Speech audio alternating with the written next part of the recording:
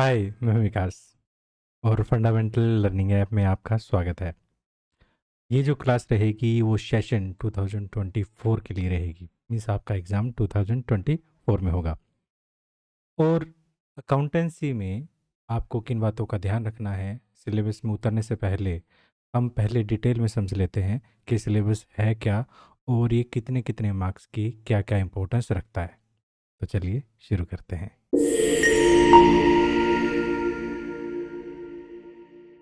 हम accountancy subject code 055 session 2023-24 के लिए बात कर रहे हैं। यहाँ पर भी अभी तक कोई भी चेंज नहीं आए हैं। जब तक चेंज नहीं आते हैं तो हम वही मानेंगे कि जो प्रीवियस ईयर में पैटर्न था वही पैटर्न रहा होगा। अगर हम पैटर्न की बात करें तो पूरे सब्जेक्ट को, अकाउंटेंसी सब्जेक्ट को 3 पार्ट्स में कैटेगराइज किया जा सकता है, डिवाइड किया जा सकता है। जिसमें सबसे पहले हम कहेंगे पार्टनरशिप अकाउंटिंग, जो काफ़ी इंपॉर्टेंट है। पार्टनरशिप अकाउंटिंग के बाद हमारे पास रहता है कंपनी अकाउंटिंग, और कंपनी अकाउंटिंग के बाद रहता है फाइनेंशियल स्टेटमेंट एनालिसिस। इस तरह से पूरे अकाउंटिंग सब्जेक्ट को आप 3 पार्ट्स में कैटेगराइज कर सकते हो।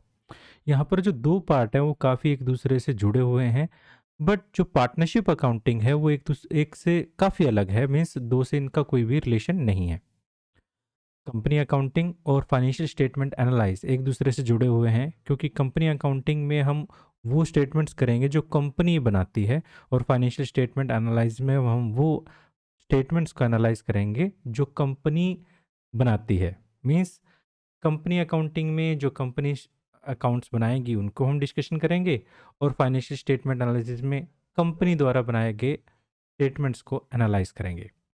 अब यहाँ पर जब पार्टनरशिप अकाउंटिंग की बात करें तो पार्टनरशिप अकाउंटिंग में जो सबसे पहला चैप्टर रहता है वो है फंडामेंटल्स, जिसमें accounting for partnership firm fundamentals भी कह सकते हैं। उसके बाद हमारे पास change in profit sharing ratio among existing partners. काफ़ी बुक्स में यहाँ पर गुडविल नाम से भी एक चैप्टर है, बट हम यहाँ पर change in profit sharing ratio among existing partners में ही गुडविल को भी कवर करेंगे। गुडविल क्या होती है, उसके मेथड्स क्या हैं, और उसकी क्या ज़रूरत है यहाँ पर कैलकुलेट करने की। इसके अलावा हमारे पास थर्ड जो चैप्टर रहेगा वो admission of partner, retirement and death of partner, और आखिर में dissolution of partnership form.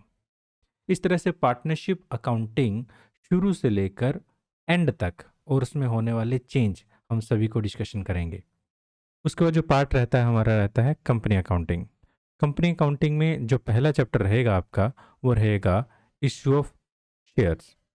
Issue of share एक काफ़ी इंपॉर्टेंट चैप्टर है, और आगे बढ़कर आप कॉर्पोरेट अकाउंटिंग पढ़ेंगे तो यहाँ पर काफ़ी ज़रूरी हो जाता है इस चैप्टर को अच्छे से स्टडी करना। उसके बाद हमारे पास रहता है इश्यू ऑफ डिवेंचर। ये भी एक तरह का सिक्योर डॉक्यूमेंट होता है जो कंपनी इशू करती है फंड रेज करने के लिए। तो ये कैसे इशू किया जाता है, इसकी अकाउंटिंग क्या रहती है, ये सभी हम यहाँ पर कंपनी अकाउंटिंग में पढ़ेंगे। और आखिर में हमारे पास कंपनी अकाउंटिंग में रहता है रिडम्पशन ऑफ डिवेंचर। डिवेंचर को कैसे रिडीम किया जाता है इसके बारे में एक चैप्टर रहता है। इसके बाद हम फाइनेंशियल स्टेटमेंट एनालिसिस में क्या होता है हम वो डिस्कशन करते हैं, क्योंकि कंपनी अकाउंटिंग में सिर्फ हमारे पास 3 ही चैप्टर हैं।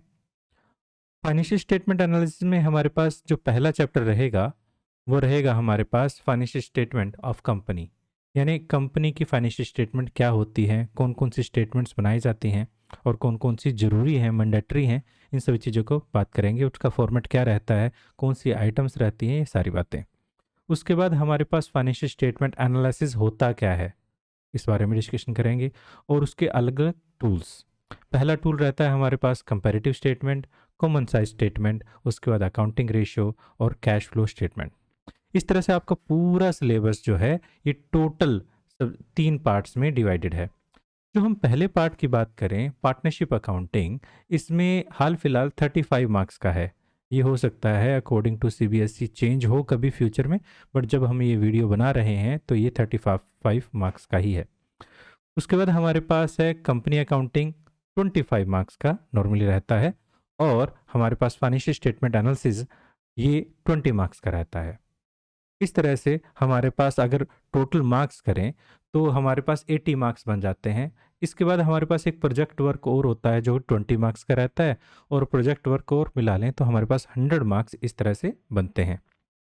अब जो ये 100 मार्क्स बनते हैं, आप यहाँ पर ध्यान देने वाली बात ये है कि हमारा जो फाइनेंशियल स्टेटमेंट एनालिसिस है, वो आपको 20 मार्क्स का दिखाई दे रहा है, बट एक टीचर की नज़र से देखें तो वो एक्चुअली 40 मार्क्स का है। क्यों? क्योंकि ये जो आपका प्रोजेक्ट वर्क है, वो भी फाइनेंशियल स्टेटमेंट एनालिसिस पोर्शन में से ही बनाया जाता है नॉर्मली। इस वजह से अल्टीमेटली ये 40 मार्क्स का पूरा एरिया हो जाता है और आपके फ्यूचर के लिए भी काफ़ी इंपॉर्टेंट है, जिसमें कैश फ्लो स्टेटमेंट और अकाउंटिंग रेशियो की बात करें तो आगे आने वाली क्लासेस में भी आप इसको बहुत ज़्यादा डिटेल में स्टडी करते हैं।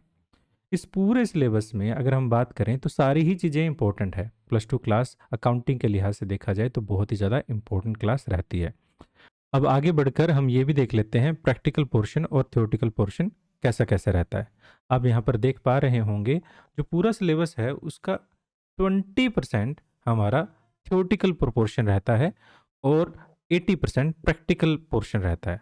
बट ये सिनेरियो अब थोड़ा थोड़ा चेंज भी हो रहा है, क्योंकि सीबीएसई एमसीक्यू बेस्ड क्वेश्चन बहुत ज़्यादा इंट्रोड्यूस कर रहा है। अब पहले से ज़्यादा मात्रा में एमसीक्यू बेस्ड क्वेश्चन आते हैं, और जब एमसीक्यू बेस्ड क्वेश्चन आते हैं तो आपकी कॉन्सेप्ट क्लैरिटी, कॉन्सेप्ट की अंडरस्टैंडिंग और ज़्यादा अच्छी होनी ज़रूरी हो जाती है।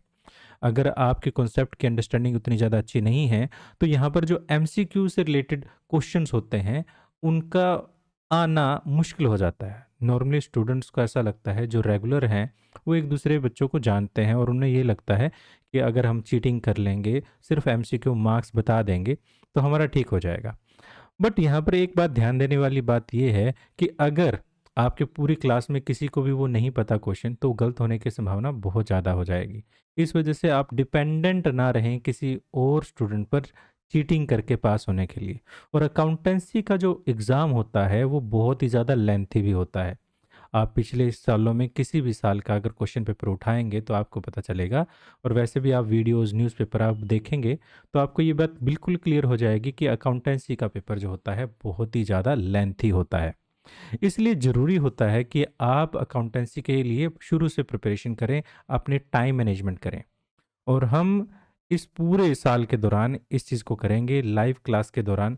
अगर आपने अब तक हमारी ऐप को डाउनलोड नहीं किया है तो प्लीज़ हमारी ऐप को डाउनलोड करें। मैं इस वीडियो के डिस्क्रिप्शन में वो लिंक दे दूंगा। अगर आप ये वीडियो को हमारे यूट्यूब चैनल पर देख रहे हैं तो इस चैनल को प्लीज़ सब्सक्राइब करें, बेल आइकन को प्रेस करें और इसके डिस्क्रिप्शन में दिए गए लिंक से ऐप को डाउनलोड कर लें। अगर आप ये वीडियो हमारे ऐप में देख रहे हैं तो स्टे ट्यून विद अस, और हम ज़रूर एक्साइटिंग करेंगे। और हो सकता है कि यूट्यूब चैनल से हमारे यहाँ पर ऐप के अंदर और भी बहुत सारी चीज़ें नहीं हों।